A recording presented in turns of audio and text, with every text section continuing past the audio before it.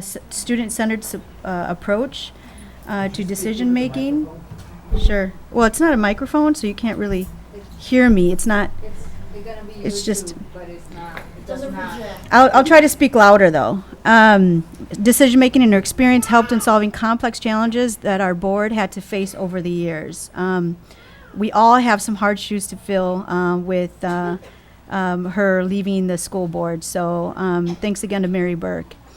We have 29 well-qualified candidates who have applied for this position. So that really says a lot about our community. I just feel like I want to bring everybody on to the board. The wealth of experience and knowledge of everyone together is amazing. And it just reassures us that we have an active community who cares about our public schools and our students, our teachers and our staff. So thank you all for being here tonight, and thanks for all the applicants. This is going to be a tough decision for us tonight. No doubt about that. So what I'll do is I'm going to go through the 29 applicants. I'm going to give a brief overview of the 29, and then I'll explain how we'll have a discussion and what the selection criteria or selection process will be. So any questions from the board before we begin? All right. I'll start with David Aguayo. He worked for Congressman Pocan. He's currently working for the Secretary of Wisconsin Department of Workforce Development. Brings community engagement, research experience, and talks about the importance of hiring and retaining teachers of color and alternatives to discipline. Erin Arango Escalante is an administrator for the early care and education for the Department of Children and Families. Identifies issues and potential solutions around the disproportionality of students who speak English as a second language in special education, community-based early care and education, and family engagement. Mika Ariel War is a former Chicago public school teacher who talks about cultural competency among our teachers to ensure they have the resources needed to teach in a multicultural district, identifies current priorities of opportunity gap, discipline, and equity in selecting a superintendent. David Blaska served on the Dane County Board of Supervisors for 12 years, has experience in government, budget, and legislative processes, who focused his statement on behavior challenges in schools. Savion Castro is a graduate of La Follette High School on an IEP who experienced housing insecurity, worked for the Mayor's Innovation Project, currently works for Representative Sheila Stubbs as a legislative aide, has policy and legislative experience, and talks about how policy making should include all communities. Maya Chen talks about the importance of building a school culture that is welcoming and supportive of diverse communities that includes teaching cultural competency to all district employees, and how she would bring her experience as a former student, parent to the school board, and she has worked with diverse communities to help inform school board decisions. Alexis Dean shares her experience as a camp counselor and AmeriCorps and the importance of putting kids first, the importance of arts in our schools, homelessness as an issue in our schools, and how that impacts our students' learning, improving engagement, school board, and community. Rafael Gomez is a former MMSD employee who worked as a counselor, identifies challenges around school climate with regards to race and discipline, knowledge and skill on cognitive development and social emotional development. Erica Halverson is a professor of curriculum and instruction at UW-Madison. She says that the unequal and unfair treatment of students and families of color, an overlay control central office that requires all principals to follow a data-focused agenda, a lack of resources for programming, instruction beyond basic reading and math curriculum, and supports arts in our schools. Lori Herx Dwyer is a Time Bank Executive Director providing restorative justice alternatives to ticketing and arrest, is a former mental health professional, experience in community building and community organizing, extensive experience in partnership with many organizations and government entities in restorative justice practices in our schools and community. Angela Jenkins is the daughter of immigrants, has experience in leading and working with school district staff and families in her role as the governance of council president for a public charter school, and more recently with the Lowell Community Organization. The experiences gave her insight into the challenges our neighboring district, MMSD, staff, students, and families face. Lillian Mather Kelly, currently a budget and policy analyst for the Wisconsin Department of Workforce Development, worked for New York Senate where she collaborated with diverse stakeholders, dealt with complex issues, delivered outcomes while being responsive, has led recruitments of senior staff, including CEO of a biotech company. Steve King recently served as the Fluno Center's business school executive, continues to teach and provides consultation services, currently serves on the Goodman Center Board of Directors, experience as an HR leader that can help with the superintendent search. Pamela Klein has been an educator for 22 years focusing on health and wellness. She would bring a student-centered approach, encourage collaboration between educational leaders and health sectors. Nino Amato, a lifelong Madison resident, attended our public schools, has extensive experience with outside search firms and selection processes, has held numerous leadership positions in our community, including Wisconsin Aging and Health Groups, member of Madison Schools of Hope program, chair advisory board of School of Education, and helped organize a Vote Yes campaign with John Matthews of MTI on 2 successful MMSD spending referendums. Dr. Dwight Perry attended Chicago Public Schools, holds several degrees in education, including a PhD on educational studies, served as executive minister and regional president of a network of 120 congregations here in Wisconsin and the Upper Peninsula of Michigan as the first African American regional president, established board development policies and protocols, developed a leadership succession plan, and is a published author. Terwan Short, recent graduate of West High School, strongly believes that giving marginalized students the opportunity to showcase their talents is an obligation that the district must improve to future leaders. Participant of the AVID program, mental health should be a priority and lack of teachers of color should be addressed, is his priority. Jeff Spitzer Resnick is a civil rights attorney for 34 years, advocate for students and disabilities, worked as the managing attorney for the schools and civil rights teams at Disability Rights Wisconsin, owner of System Change Consulting, focusing on changing systems to advocate for students with disabilities, actively participated when MMSD crafted the behavior education plan. Callista Stork is a recent graduate of La Follette High School, current Madison College student. Critical areas of interest is the police officers in schools, graduation rates, and sexual assaults in schools will represent the youth voice. Nancy Vu Tran, background in ethnic studies, focused her research on culturally specific recruitment and retention of students of color, has worked as an attorney for the Wisconsin Public Defender's Office, works for Freedom, Inc., has received world-renowned training in transformative justice, queer gender racial justice, and community power building. She has experience speaking to large audiences, as well as running small focus groups, and is a leader in the Hmong community and dedicated to addressing anti-blackness in our schools.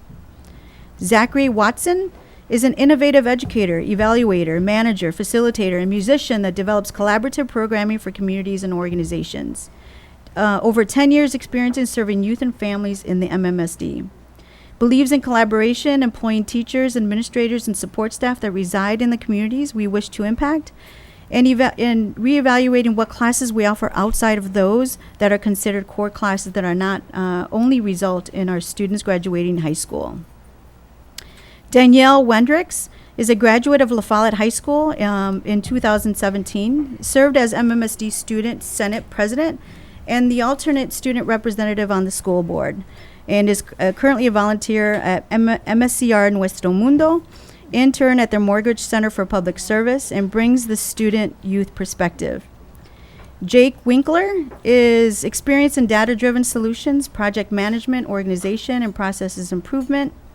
He has collaborated with the Boys and Girls Club on Taft Street and the Madison Urban Ministry, along with Reverend Alex G. Tamara Mo is an educator. Mao is an educator, worked for DPI, adopted the Common Core state standards with aligned state assessments and educator effectiveness.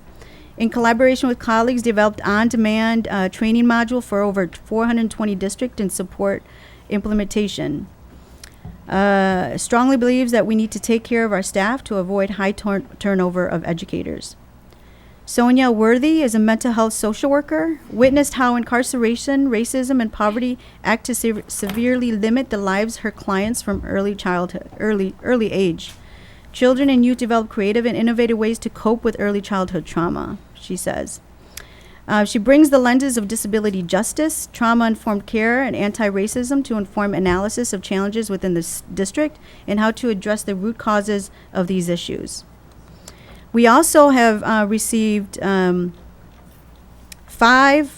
interests from former board members. Carol Karstensen served on the school board from 2009 to 2000, or wait. Oh, I'm sorry, I got the dates wrong. 1990 to 2008.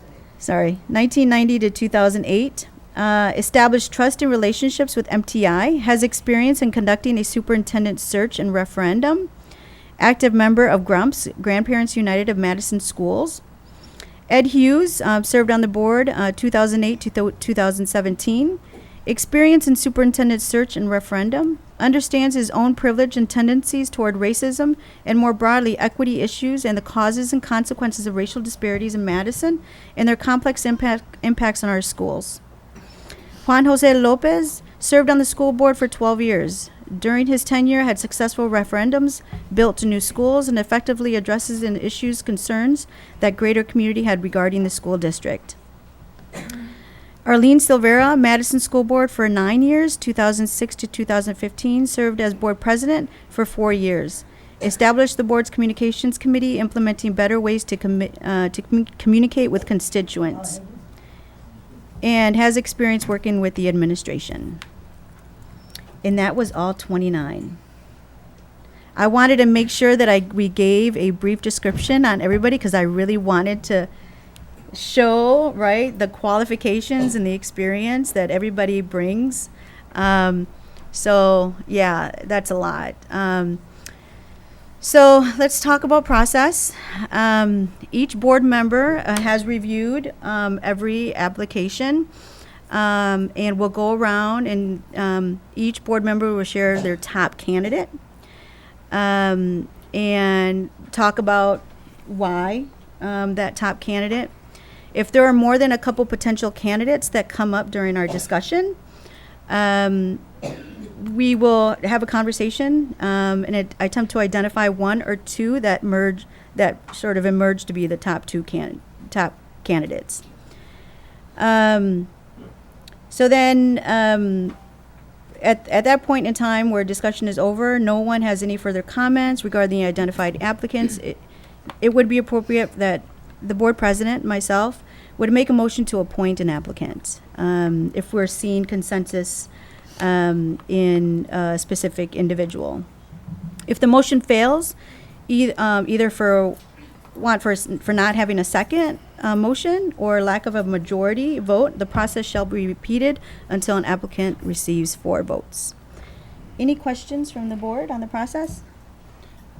Just on if we get to ranked choice on the secret ballot, just removes the secret?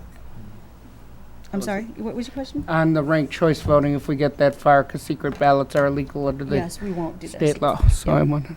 Thank you, Nikki, for making that clarification. Matt, did I even think anything out? That sounds good. All right. All right. Well, we are open to discussion now. Who wants to start?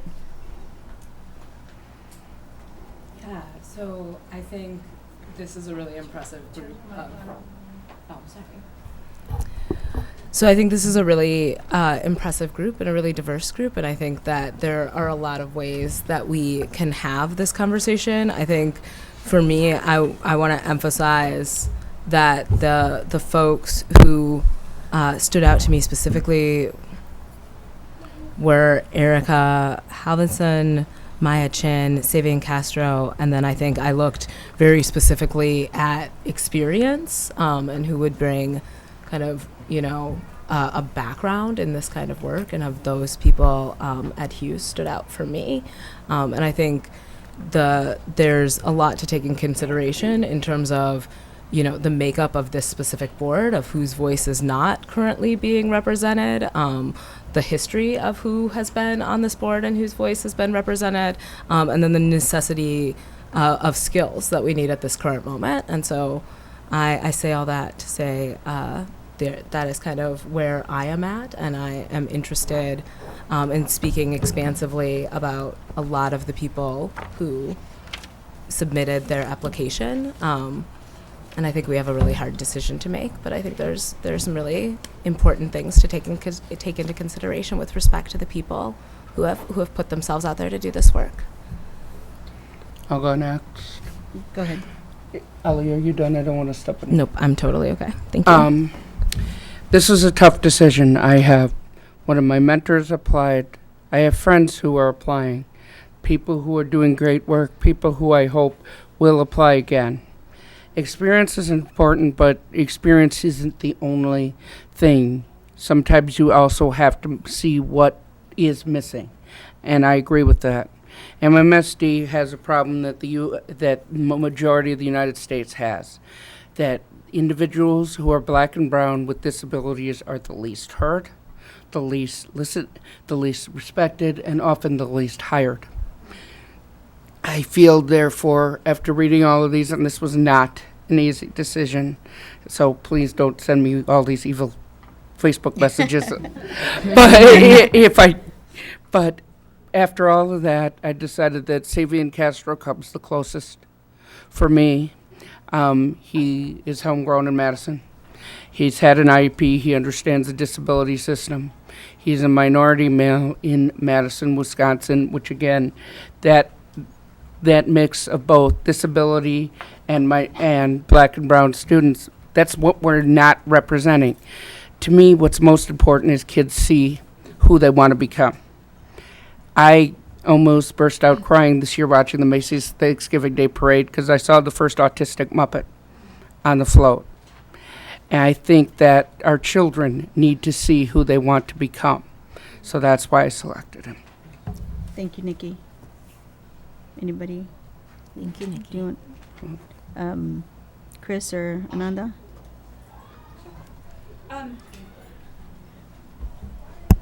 So we have 29 really great candidates, and I'm excited because this portends well for board elections down the road for a long time, because we can't appoint all 29 of you, and I'm hoping people will run. There are so many great people on this list.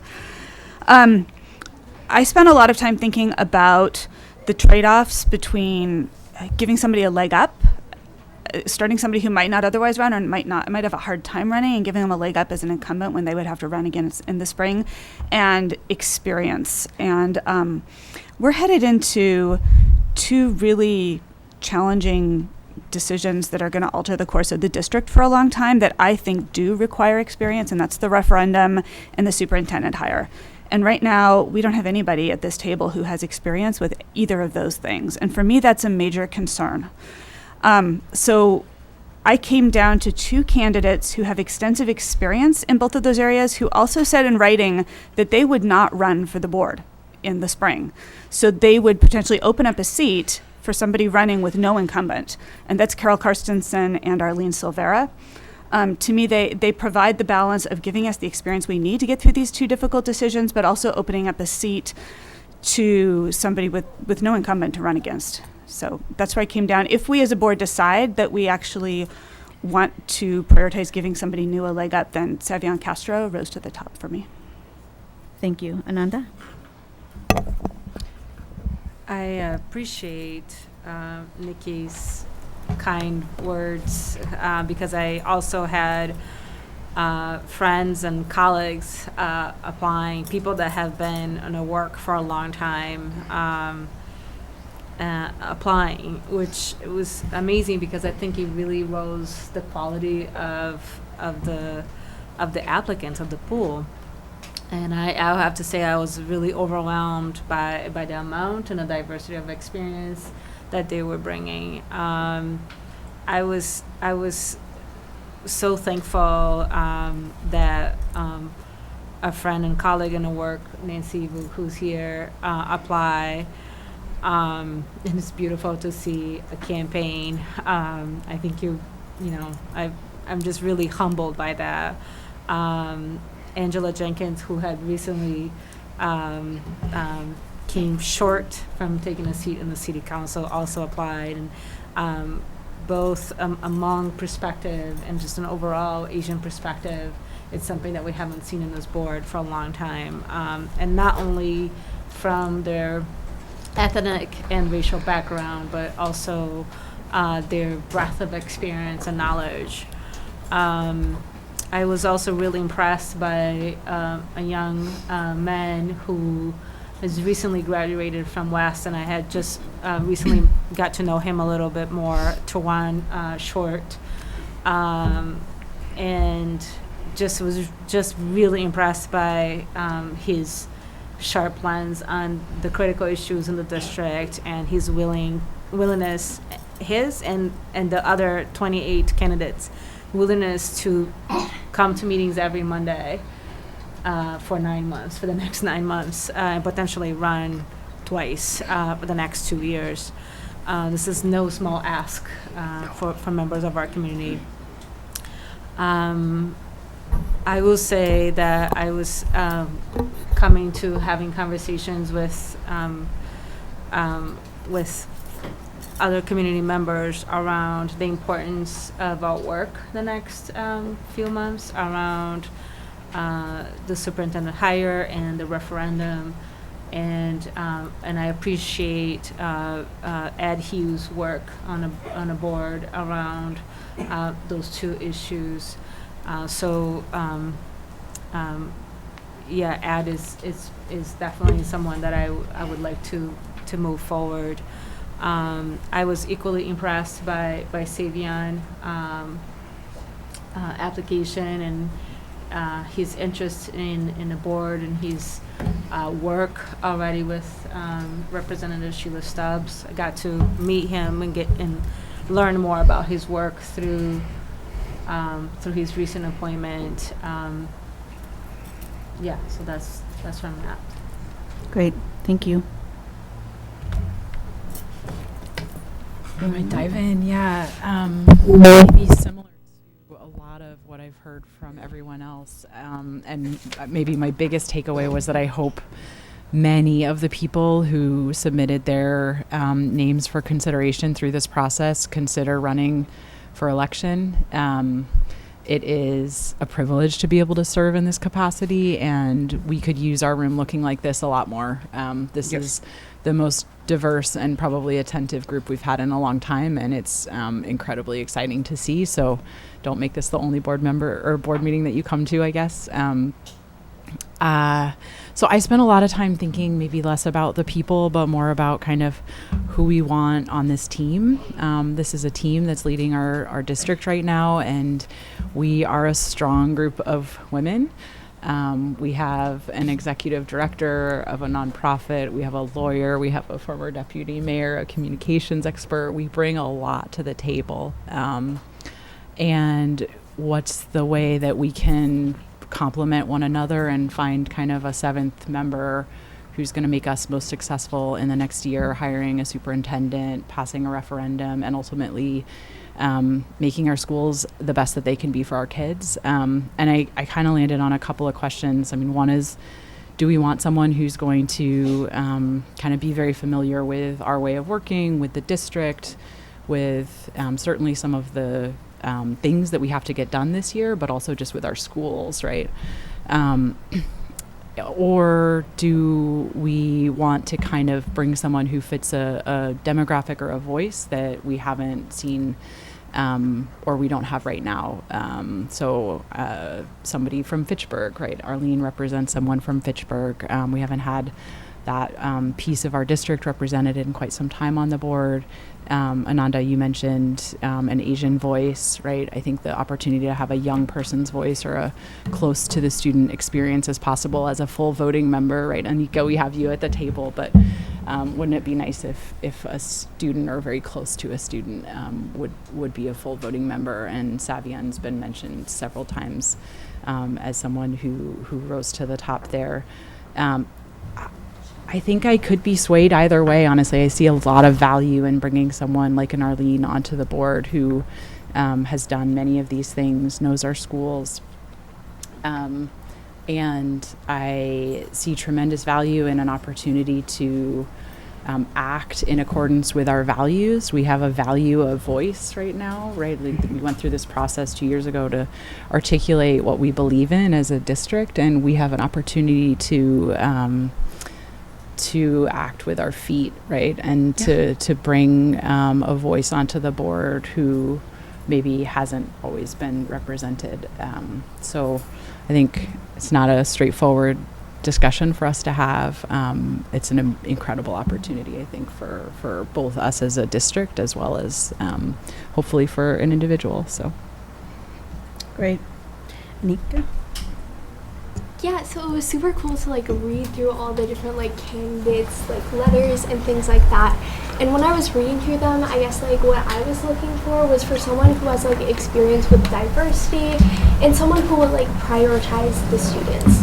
So definitely there were so many like different candidates who have like so much experience and they bring a lot of things to the table. But two candidates that stood out to me was Nancy Wu Tran. Sorry if I mispronounced that.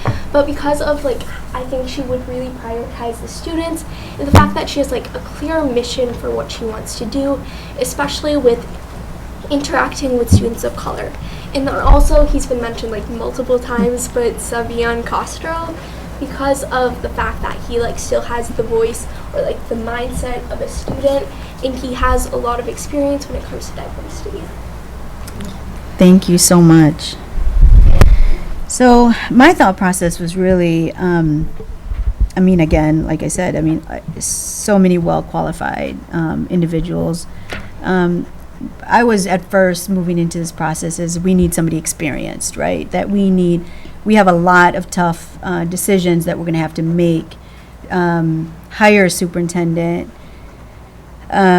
moving through a referendum, right? Just a lot of change within our school district. And I was just on, like, we need somebody with experience. But as I was reading the applicants, I slowly just moved away from that and really reflected upon what the board members who are currently serving, what we bring and what we can do and the capacity that we bring, right? We have a strong team of women who can move us through a referendum, who can move us through a superintendent search, with the help of community, right? With the help of our staff, with the help of Barb. Well, we definitely need Barb. Barb, you can't go anywhere. And so, so I moved, I transitioned, and we have some really great. Ed Hughes really stood out. Juan Jose Lopez, Arlene, Carol, right? All very strong candidates. Angela Jenkins, Aaron Alango Escalante, right? We got David Aguayo. Just some strong candidates that I know that would do an excellent job on this board and would encourage them to run for office in the future. The two that I really landed on was Savian Castro and Ed Hughes. And those two I struggled with for the past 2 days. And Savian really just brings this like new, young student. He's African American. He's been through it. Though that's the voice what we don't usually have. As we are moving through and looking into the future, he's our future, and I want him at the table to guide us and direct us into that future. And we have Anika, of course, who will help us as well. But and so I think that if we feel as a board that we need somebody experienced, then I would go with Ed Hughes. But if we want to really look at this as an opportunity, right, to give a leg up to somebody who I see a future in this city, in this community, to an African American male who represents a segment of our student body that we're struggling with, right? And I can't speak for that voice. And so it is going to be a tough decision, but that is where I landed. And so I think, Ananda, you had your hand raised. I just really appreciate, Gloria, your comments, because I feel that I've debated and so many people for similar reasons around both experience and the passion, and also kind of thinking about what is the seventh person to complement our team. But something that you said just now made me think about I knew this, but it just really hit me that this board perhaps has never experienced 2 Black members ever. I may be wrong. No, they have not. Right? So we have never done that in Madison, Wisconsin. Have 2 Black African American board members at the same time. And you know, as our discussions around Black excellence and achievement gap and opportunity gap and disproportionality that we kind of go around and around, but we don't engage with the people that our systems are not seeing, right? And so, and then they're not, you know, representing or largely representing this body of politics. So yes, I appreciate you naming the conflict, because I do think that Ed is a strong candidate for this position for the reasons that others described in his experience. I would also add that he's been one of the few past board members, along with Juan Jose Lopez, that have actually actively recruited board members of color. You know, Mary Burke was the person that called me. James Howard called me, right? You don't see many board members reaching out to community members, to people of color, in particularly, and entrusting that and making that encouragement. So yeah, I just wanted to say those 2 things. Thank you. Nikki? No disrespect on Ed or any of the former board members who applied. I think they're all excellent. I love their experience. Here's the thing. We were very big on experience. And, well, you need the experience to do the job, but we're never going to give you enough experience to be able to do it. The system is, the deck feels stacked almost. And we never give people that chance to get that experience. This is a chance to actually do that. And to do something a little different. And I kind of like the different. Thank you, Nikki. Ali? Yeah, I think similarly, a quote that comes to mind for me in terms of weighing experience versus, kind of an original approach to the work is if you want to go somewhere you haven't gone before, you shouldn't ask directions from people who haven't been there. And so I think what we are grappling with is the idea that you want somebody to be able to talk about how it's always been done. And I think this group of people represents the idea that we want to do what hasn't been done before. And I think that's what the election of a board of all women symbolized to our community was a commitment to change. And I think that is we have the ability to commit to change in this moment, and to move forward in terms of change. I also want to say I greatly appreciate the level of transparency people have given in terms of their own process of making this decision, because it's a hard thing to do. I also really want to say thank you so much for reading about everybody. And in saying that, I want to acknowledge that there is a single, we're talking about 29 people. There's a lot of names that are coming up, but I think we're seeing some consistency in terms of who is standing out, and I think that's an incredibly exciting thing to be able to be in solidarity around this decision as a board. Nada. I remember when I was running, not that long ago, and one of the things that people would say to me is like, I wish you all were on a board. And it was really hurtful.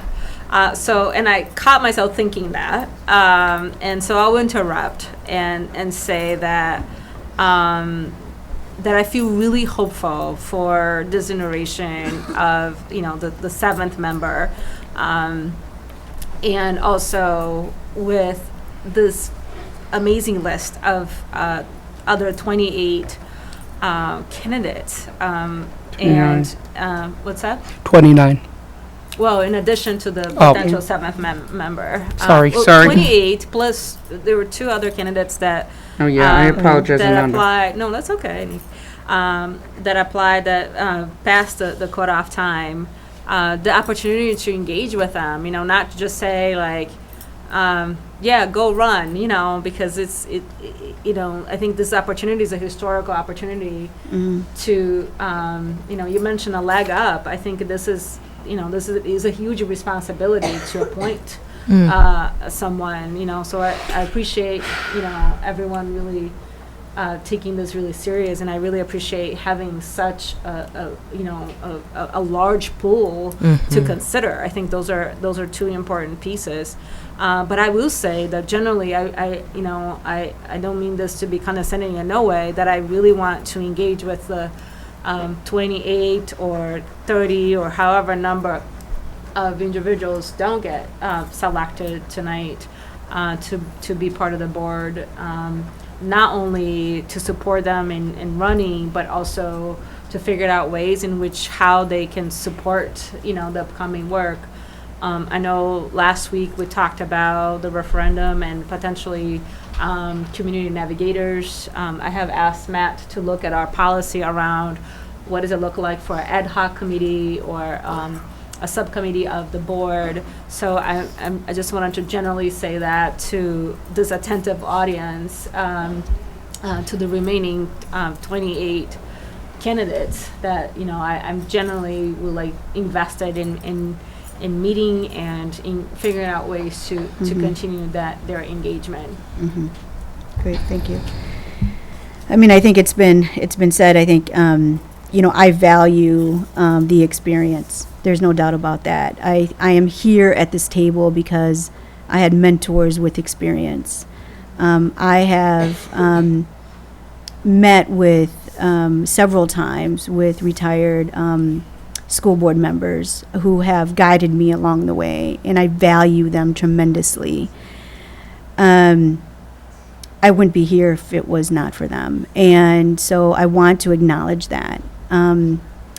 I am ready to move forward and bring on somebody who does not have a voice at the table right now.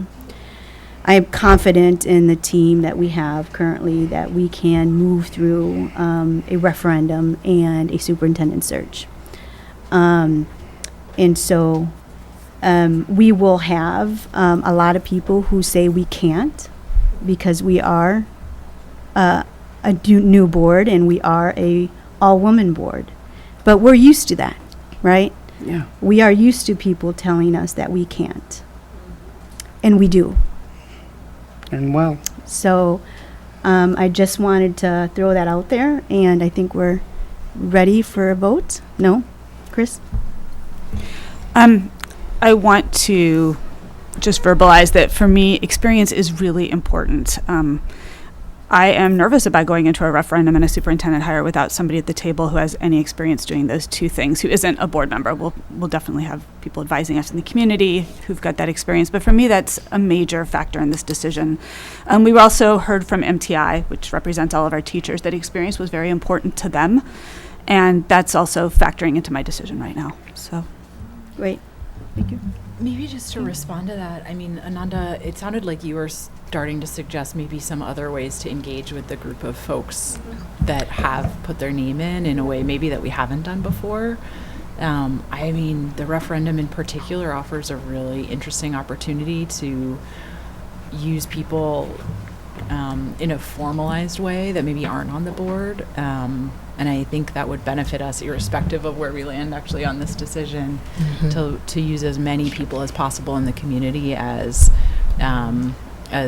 supporters, right? If it's a Vote Yes campaign led by the set of incredible former school board members, or even everybody, right? I mean, I that we have such a constellation of voices that are available to us right now. What else could we do with those voices other than have them sit here with us every Monday night, which is very exciting, and there is so much more work to do. And so I just wonder if there's something there that we could ask ourselves a question about how to. So just, yep. And I know that's Yep. kind of outside the scope of this So I discussion. just, that is great. Ananda had brought this up to me, and we are going to have a discussion about this in our next Oh, that'd be great. August meeting. Great. So we will have a further Oh, discussion good. on that. That's, Nikki, did that that cover was your question? exactly what I was Okay. gonna ask. I just didn't want to get No, too no, much of a understood. conversation with that. Any other discussion? I am seeing everybody mention Savion Castro. And so, what's the language? You have to give the formal motion. Hold on.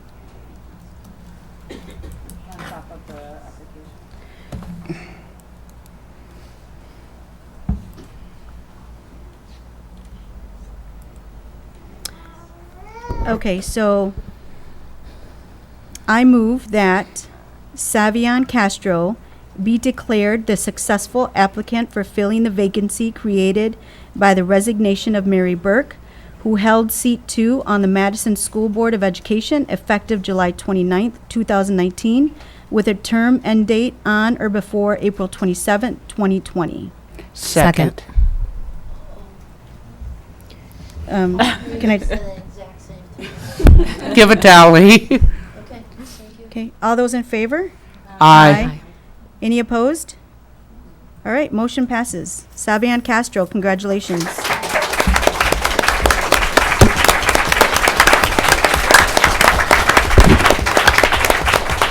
You want to come up and say a few words? No, I'm just kidding. I don't want to put you on the spot, but I know you're here, so I just Yeah. wanted, I don't know if everybody knows you, Well, so. I really appreciate all the. You have to come Come over up here now. Ali, can you give him the mic?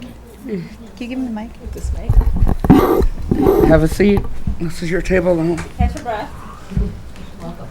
It's a lot.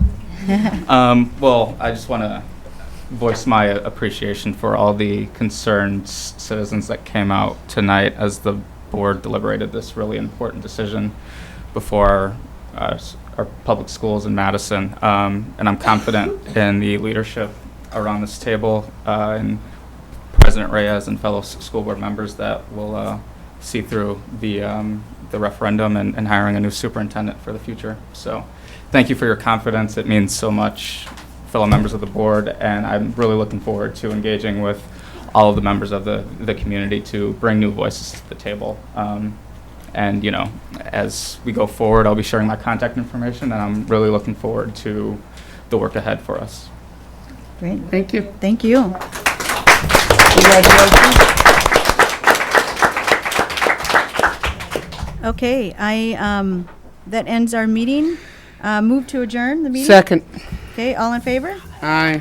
Any opposed? Oh, Anika, your advisory. I'm sorry. I'll get better at that. I'm sorry. I'm Matt, still can I get a new. ride? Thank you. Thank you, everyone, for coming out.